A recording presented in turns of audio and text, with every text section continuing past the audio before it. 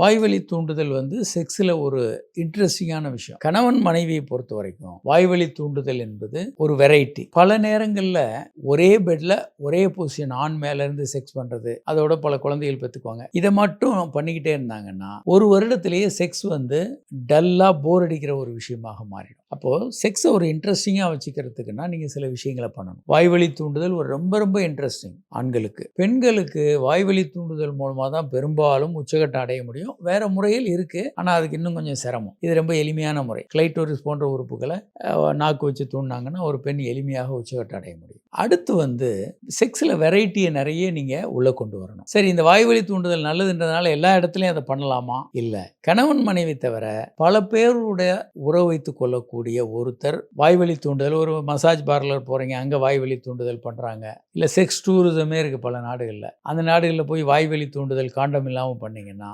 HIV உட்பட எல்லா பால்வினை நோய்களும் வரலாம். கணவன் மனைவி உங்கள் 2 பேருக்கும் இடையில வேறு யாரும் இல்லை, நீங்கள் 2 பேரும் மட்டும்தான் உறவு வச்சுக்கிறீங்கன்றப்போ எல்லா விதமான செக்ஸும் நல்லது தான். உங்கள் ஒரு இனிமை, ஒரு த்ரில், எக்ஸைட்டேஷன் அதிகமாக்கிறதுக்கு இதெல்லாம் ஒரு காரணமாக இருக்கும். செக்ஸ் போர் அடிக்காமல் இருக்கும்.